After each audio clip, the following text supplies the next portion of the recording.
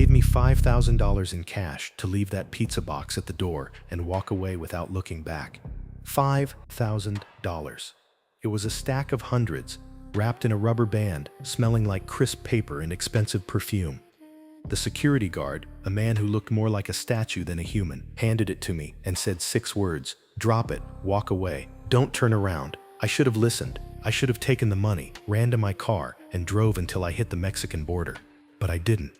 I let my curiosity win. I let that stupid nagging voice in the back of my head convince me that I needed to see who was behind that heavy steel door. I waited until the guard turned the corner. I crept back to the door. I looked through the small gap between the hinges, and I saw her, Billie Eilish. But she wasn't singing. She wasn't writing a hit song. She was sitting on the floor, the pizza box open in front of her, but she wasn't holding a slice of pepperoni. She was holding something red, something pulsing, something that was definitely not on the menu at Luigi's Pizzeria, and she wasn't using a fork. She was using her teeth. I'm recording this because the money is sitting on my kitchen table, and I can't touch it. I can't spend it, because every time I look at those bills, I see the blood on her chin, and I remember the sound of a pop star cracking a rib bone with her bare hands. I've been a delivery driver in Los Angeles for 5 years. I work for a service called Phantom Eats. You won't find it on the App Store. It's invite only. High end. We deliver to the hills, to the gated communities, to the people who don't want to be seen. Celebrities, politicians, tech moguls. They pay for discretion. We sign NDAs before we even get the insulated bag. The job pays well, but it eats away at your soul. You see things. You see the loneliness of the rich. You see the parties that get out of hand. But you learn the rules. Keep your head down. Deliver the food. Get the tip. Leave. It was a Tuesday night, raining. That rare LA rain that makes the streets slick and oily. My phone pinged at 11:45 p.m. Order 808. Restaurant, Luigi's Private Kitchen. This place doesn't exist for the public. It's a ghost kitchen in a warehouse downtown. Drop-off, coordinates only. No address. Just GPS longitude and latitude pointing to a spot deep in the Hollywood Hills, near the old abandoned radio towers. The order: 1 buys large special pizza. Notes: do not cut, extra sauce, rare. I thought rare was a typo. You order steak rare, not pizza. But the payout for this single delivery was $500. Base pay. I accepted it immediately. I needed the money. My car insurance was due, and I was eating instant noodles for dinner every night. I drove to the ghost kitchen. The chef, a guy named Marco who usually jokes around, was silent. He handed me the box. It was heavy, heavier than a pizza should be. And the box was warm, but the bottom was reinforced with duct tape. "Be careful," Marco said. He didn't look me in the eye. "Don't tilt it. The sauce is very liquid." I took the box. It smelled strange. It didn't smell like garlic, oregano, or baked dough. It smelled like iron. It smelled like a wet penny. It smelled like the inside of a butcher shop when they're hosing down the floor at the end of the day. I put the box in the passenger seat and strapped it in. The drive up to the hills was treacherous. The fog was so thick I could barely see the hood of my car. The GPS led me off the main roads, onto a dirt track that wound up the side of the canyon. There were no streetlights here, just the black void of the canyon on one side and the jagged rock face on the other. I finally reached the coordinates. It wasn't a mansion. It wasn't a house. It looked like a bunker, a massive concrete structure built into the side of the mountain, overgrown with ivy and hidden by tall pine trees. There were no windows, just a single steel industrial door with a red light glowing above it. This was a private recording studio. I had heard rumors about these places, underground bunkers where artists go to record albums in total isolation. No cell service, no distractions, just soundproof walls and madness. I grabbed the pizza box. The bottom felt damp.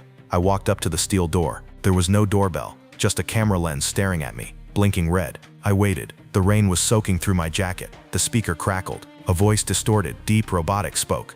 "Order number 808, I said, my voice shaking. "Delivery for the studio." The lock buzzed. Clack. The heavy door swung open slowly, revealing a long, dimly lit hallway. The walls were covered in black acoustic foam. The floor was polished concrete. Standing at the end of the hallway was the guard. I walked down the hallway. The air inside was cold, freezing cold, like a refrigerator. The guard was massive. He wore a black suit that strained against his muscles. He was bald, wearing sunglasses even though we were underground. He didn't have an earpiece. He didn't have a weapon visible. He just had a presence that screamed violence. I stopped 5 feet away from him. "Delivery," I said, holding out the box. He didn't take it. He pointed to a small metal table against the wall. "Place it there," he rumbled. I put the box down. On top of the box, stapled to the cardboard, was the receipt. I hadn't looked at it closely before. I glanced at it now, under the hallway light. Item: 1 by large pizza base. Toppings: none. Add-ons: organ/specimen 4. Heart. Condition: raw flash. Warm. Price: $15,000. Doll. I froze. Organ. Specimen. I blinked, thinking I misread it. Maybe it said organic. Maybe it said organic heart of palm. But no, the ink was clear. Human heart. Source: donor 7. My blood ran cold. I felt nausea rising in my throat. I looked at the guard. He was watching me closely. He saw me read the receipt. He took a step forward. "Is there a problem, driver?" His voice was low, threatening. "No," I stammered. "No problem. Just double-checking the order." "Good," he said, "because we pay for privacy, and we pay for silence." He reached into his jacket pocket. I flinched, thinking he was pulling out a gun. Instead, he pulled out a thick envelope. He tossed it onto the table next to the pizza. It landed with a heavy thud. $5,000, he said. "Cash. This is your tip." My eyes widened. $5,000? For one delivery? "Thank you," I said, reaching for it. He grabbed my wrist. His grip was like a vice. His hand was ice cold. "Listen to me very carefully," he whispered, leaning in. "You take the money. You walk back to your car. You drive away. You do not talk about this location. And most importantly," he pointed a finger at the steel door behind him, the inner studio door. "You do not look inside. You do not turn around. Once you turn your back, you keep walking. Understand?" "I understand," I said. "I swear." He let go of my wrist. "Go." I grabbed the envelope. I stuffed it into my pocket. I turned around and started walking back down the long black hallway towards the exit. My heart was pounding in my chest. "Just leave," I told myself. "Take the money, pay your rent, fix your car, buy a new life." But the silence was wrong.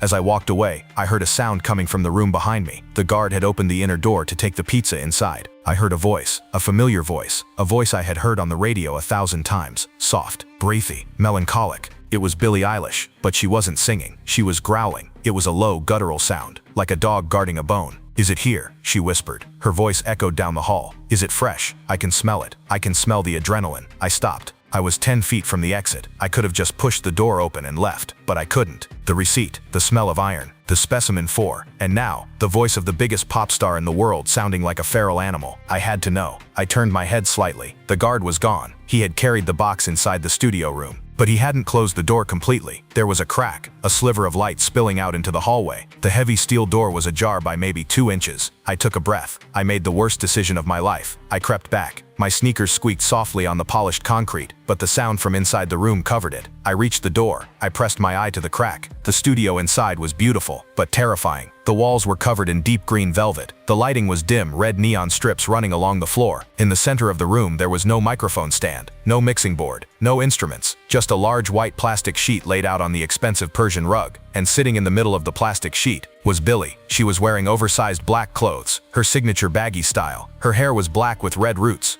but she looked different. Her skin was pale, impossible pale, like alabaster. And her eyes, I couldn't see the whites of her eyes. They were completely black, just like in her music videos. I always thought those were effects. I thought it was CGI. It wasn't. The pizza box was open in front of her, but there was no bread, no cheese. Sitting in the center of the greasy cardboard was a lump of red fibrous meat. It was the size of a grapefruit. It had tubes coming out of it, arteries, veins. They had been cut cleanly, and it was pulsing. Thump, thump, thump. It was still moving. It was still reacting to the nerves dying. Billie wasn't looking at me. She was staring at the heart with pure, unadulterated hunger. She was drooling. Thick, dark saliva dripped from her lips onto the plastic. She didn't use a knife. She didn't use a fork. She reached out with her bare hands. Her fingernails were long, sharp, painted black. She grabbed the heart. She lifted it to her face. She inhaled deeply, closing her eyes in ecstasy. Finally, she whispered, "The beat. I need the beat." And then, she took a bite. The sound. Oh God, the sound. It wasn't like biting into a steak. It was a wet, tearing sound. Squelch.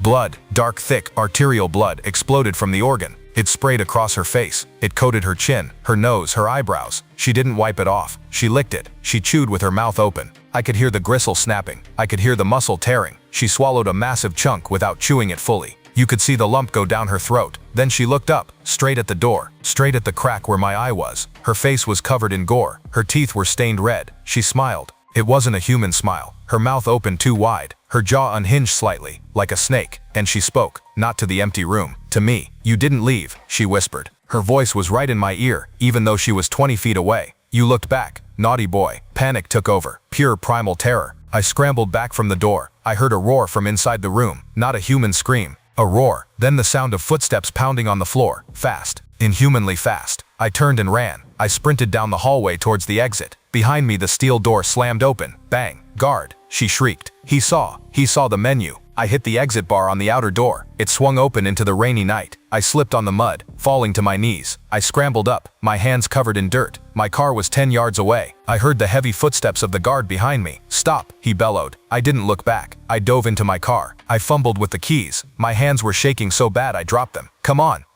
The guard was at the door. He was reaching for the handle. I found the key. I jammed it in the ignition. The engine roared to life. The guard punched my window. Crack. The glass shattered. Spider webbing but holding together. I slammed the car into drive and floored it. The tires spun in the mud, slinging dirt everywhere. Then they caught traction. The car shot forward, fishtailing down the dirt track. I looked in the rearview mirror. Standing in the doorway of the bunker, bathed in the red light, was Billie. She was wiping her mouth with the back of her hand. She wasn't chasing me. She was just watching. And then, she waved. A slow, mocking wave. I drove for 3 hours. I didn't stop until I was in a gas station parking lot in San Diego. I checked my pockets. The envelope was still there. The $5,000. I sat there, under the fluorescent lights of the gas station, shaking uncontrollably. I looked at the money. There was a smear of red on the envelope. Was it pizza sauce? Or was it blood from the box? I went home. I quit my job at Phantom Eats the next morning. I told them my car broke down. I told them I was moving states. I didn't tell them about the bunker. But things have been happening since that night. Strange things. My Spotify account, it keeps playing her songs, even when I block her artist profile, even when I turn the phone off. I wake up in the middle of the night, and Bad Guy is playing from my living room speakers at max volume. But the lyrics are different. Instead of "I'm the bad guy," the voice whispers, "I'm the hungry one." And the spiders, I find them everywhere now. Big black spiders in my shoes, in my bed, in my cereal box. They don't bite me, they just watch me. They sit on the walls and stare. I still have the money. It's sitting in a drawer in my kitchen. I can't spend it. I feel like if I spend a single dollar of it, I'm accepting a contract. I'm selling a piece of myself, because I know what she is now. She's not a pop star. She's not a brooding artist. She's something old, something that needs fresh organs to keep that youthful skin, something that feeds on the heartbeat of the living. So if you order food in Los Angeles, and you get a ping for a hidden location in the hills, and the tip is too good to be true, don't take it. Or if you do, for the love of God, don't look in the box, and don't look through the door, because Billie is always hungry, and she prefers her meal with a pulse. Scared